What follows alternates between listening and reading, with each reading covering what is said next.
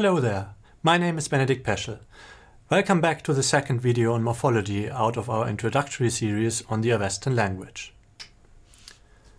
The focus of this video lies on the noun. More precisely, I'm going to give you a broad overview of how nominal stem formation and inflection works in Avestan.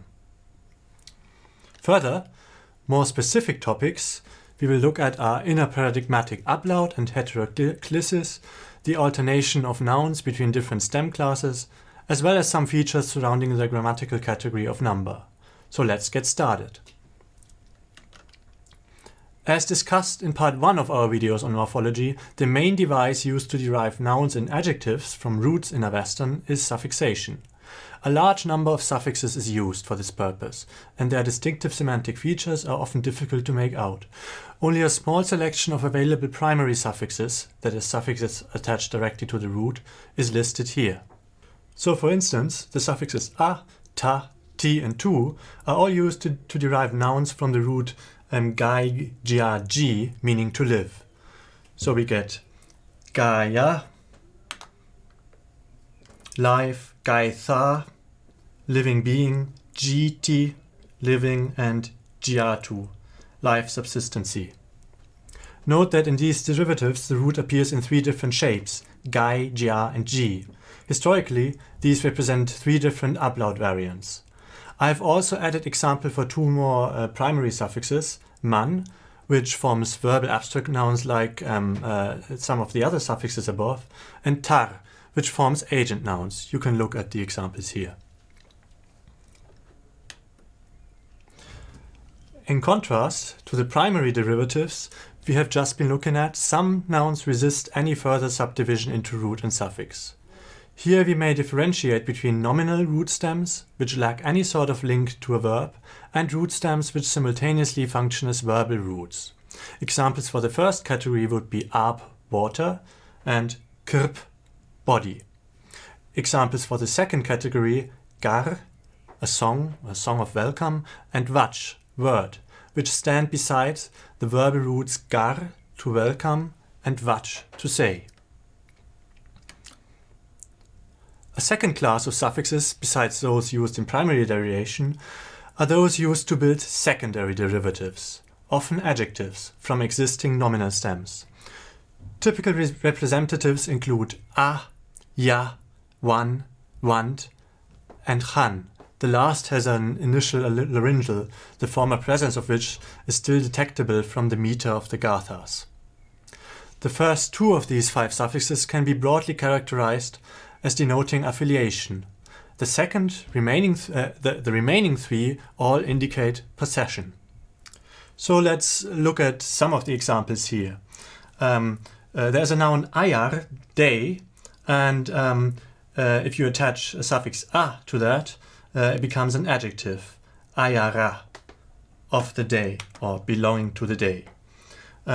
Similarly, there's a noun gaitha, the world of living beings, and in this case, if you substitute the suffix a by ya, it becomes an adjective, belonging to gaitha, belonging to the world of living beings. Before we turn to our next topic, the inflection of nouns, I need to point out a principal morphological distinction that runs through the inflection of Avestan nouns and verbs alike, namely the distinction between thematic and athematic inflection. This refers to the fact that both nouns and verbs show partly distinct sets of endings, depending on the presence or absence of a stem final vowel a. The latter is conventionally called the thematic vowel. In the Young Avestan texts, we can observe a tendency to use thematized forms, in other words, thematic forms built to originally athematic stems. This must be due to the fact that thematic inflection is generally regular and uniform, whereas athematic stems tend to exhibit ablaut, and sound change has often obscured the morphological structure of the inflected forms. Let us take a brief look at a sample paradigm illustrating the inflection of a noun in Old Avestan. Our sample words are the masculine a stem ahura and the neuter a stem uchtha, utterance, both thematic stems. Ahura and uchtha. To keep things simple, we shall not go into the difference between thematic and athematic inflection here, at least not systematically. I won't read out all the forms of the paradigm, but we can see that Avestan knows 8 cases: nominative, accusative, vocative, dative, ablative, instrumental, genitive, and locative, and 3 numbers: singular, plural, and dual. Outside of the nominative, and rarely the vocative, the declension of neuter as stems is the same as that of masculine stems. Only in the nominative there's a difference, as you can see here. Nouns with feminine gender, the third out of 3 genders in Avestan, never end in a thematic vowel. That is, they are generally of the less regular athematic types. Interestingly, in the nominative plural of masculine thematic stems, 2 distinct endings are used, here exemplified by ahura and ahurangho. They don't have any known functional difference, but the one, a, as in ahura, is, from a historical perspective, identical with the ending of the neuter. The other, ongho, as in ahurangho, represents an extension of the expected animate nominative plural ending that is also attested in Vedic. Looking at the Old Avestan case inventory as such, we note an imbalance regarding the degree to which case is formally distinguished in the 3 numbers. In the singular of thematic nouns, a distinct form is assigned to all of the 8 cases. Only in athematic inflection, the ablative and genitive singular are not distinguished. In the plural, by contrast, the nominative and vocative as well as the dative and ablative are homonymous, and in the dual the syncretism goes even further. The slight discrepancy between the singular and plural as observable in Old Avestan increases when we move on to Young Avestan. In Young Avestan, the ablative ending aibio, athematic bio, takes over the function of the instrumental ending aish, athematic bish. Simultaneously, the athematic ending of the ablative singular is recharacterized by the element t, taken from the thematic inflection. This way, the one remaining instance of case syncretism in the singular is removed. In other words, increasing syncretistic tendencies in the plural contrast with increasing differentiation in the singular. Standing besides the one of thematic and athematic stems, the inflection of demonstrative, interrogative, and relative pronouns can be regarded as a third, distinct type of inflection. In the masculine neuter, it largely follows the thematic inflection, exhibiting the same inventory of cases and numbers. Shared features with thematic noun inflection against the athematic inflection include the following. The ablative singular and instrumental plural of thematic nouns and pronouns ends in art and aish, respectively. And whereas athematic nouns have ah and bish. In fact, it is generally agreed that some of the differences between thematic and athematic inflection in early Indo-European languages are due precisely to the influence of the pronominal on the thematic inflection. But there are differences as well, as here illustrated by the demonstrative ta, that. The nominative plural, masculine, is toi in Old Avestan and te in Young Avestan. Both are from Older Thai. And these contrast with the plural of thematic nouns, which, as we have seen, is a or ongho. Similarly, the pronominal endings of the nominative accusative singular neuter is t, as in tat, that, whereas that of thematic nouns is m.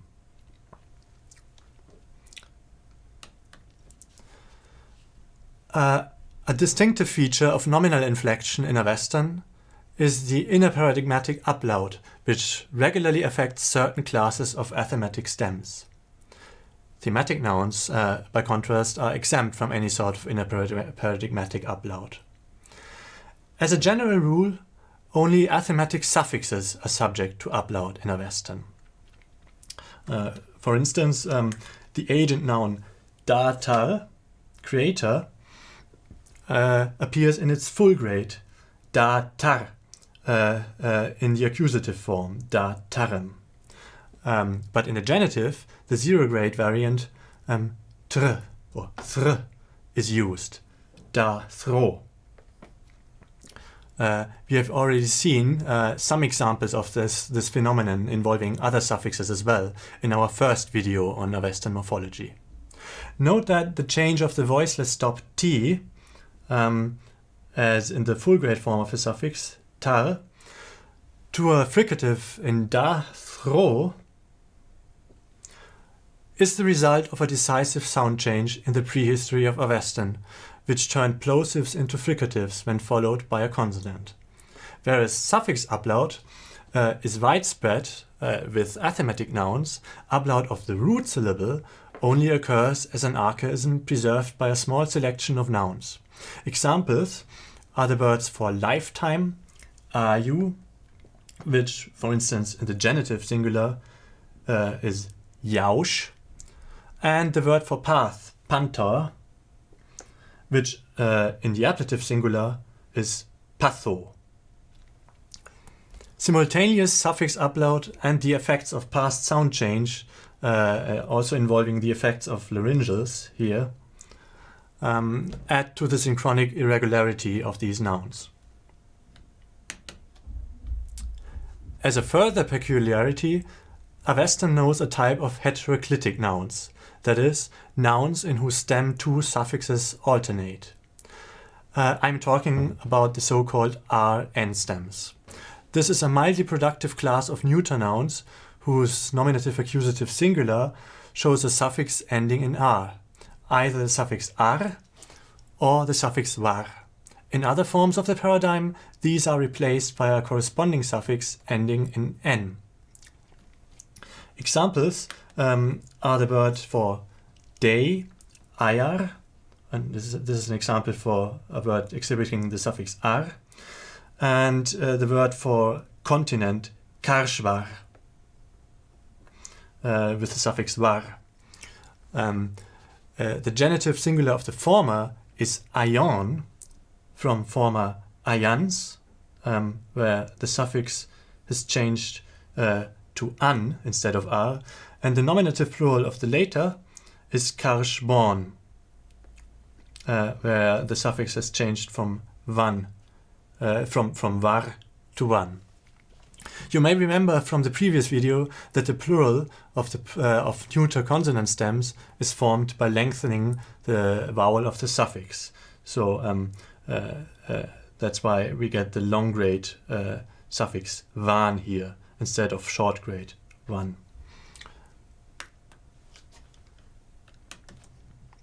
A problematic phenomenon of Young Avestan is the fact that in this later stage of the language, some nouns seem to oscillate between different stem classes, or, according to another viewpoint, inflectional endings proper to one stem class begin to be used with another stem class as well.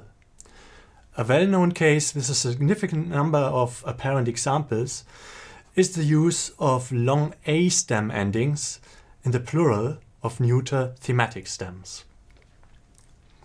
For example, whereas the regular plural of the neuter thematic noun hwartha is hwartha, we also find a plural hwartha, which looks as if it was built from a feminine A stem, hwartha. In a case like this, we could be dealing with a proper ending variant R, maybe the result of a genuine conflation of the inflectional paradigms of neuter A stems and A stems. But at least in part, such forms may actually not represent the plural of thematic stems at all, but that of distinctive collective stems in A, which are itself derived from the thematic stem. So then in this case what we are dealing with is not a problem regarding inflectional morphology, but one regarding derivational morphology. The examination of these kinds of interesting innovations in later Avestan is unfortunately hampered by the shaky transmission of most of these texts. A case in point is that it has been argued that feminine R stems occasionally attest plural forms which look like those of neuter ach stems. An example is one occurrence of the noun haina, army, a long R stem, and in that occurrence haina is inflected in the ablative plural, and it looks like it was neuter ach stem, so we get the form hainerbio, which is distinctive for ach stems actually, from the deceitful armies. But actually the confusing manuscript transmission in a case like that makes it very difficult to take the example as a genuine witness of this particular phenomenon, and that's the problem with most of these kind of stem class alternations we have. We simply don't have enough examples to validate whether they are real. Much less questionable is the observation that otherwise athematic nouns occasionally show thematic forms in Young Avestan. For example, the only attested form of the root compound dino-dis, showing division or religion, is the thematic nominative dino-disso. We know that at least originally the underlying stem of this form must have been athematic, because a stem dino-dissa, a thematic stem, would not formally correspond to any known type of compound. The question is then whether dino-disso is nevertheless built from a stem dino-dissa which has been secondarily thematized from the original root stem, or whether the form should be regarded as an athematic stem equipped with a thematic ending. In the remaining minutes of this presentation, I would like to point out a few phenomena surrounding the category of number in Avestan nominal structures. One concerns the counting of nouns. When counting nouns in Avestan, the quantity unit usually appears in the plural, or, with groups of two, in the dual. The case form is the one required by the context. See the first example on the slide. Ahmia vache vasonte chathvaro arvanto. 4 race horses, chathvaro arvanto. Pull vasonte, this chariot, ahmia vache. So here, arvanto, the counting unit of chathvaro, 4, appears in the plural and in the nominative, as required by its role as the subject of the clause. Note that the numerals from 1 to 4 inflect according to gender and case, and naturally also number in Avestan. That's why chathvaro, 4, stands in nominative plural masculine as well. From 100 onwards, however, the quantity unit may appear in the genitive plural, to be precise. So we get examples like Hasangrem Baishasanom Baivare Baishasanom. 1000 Hasangrem remedies Baishasanom. 10,000 Baivare Baishasanom remedies. With remedies not in the nominative plural, but in the genitive plural this time.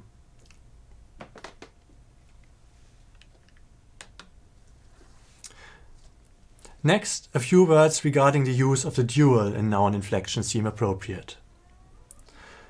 The dual is most frequently used with reference to body parts or other items which come in natural pairs. For instance, see the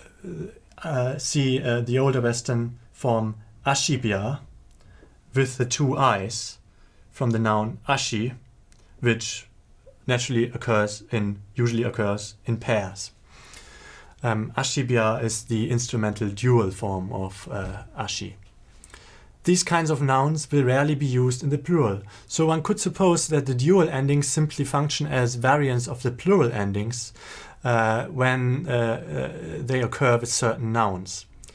But in fact, dual inflection also frequently occurs with nouns other than those denoting natural pairs, which shows that the dual is fully alive as a grammatical category. Thus, when the poet of the Old Avestan Gathas talks about two principal kinds of mental attitude or two spirits, mine you,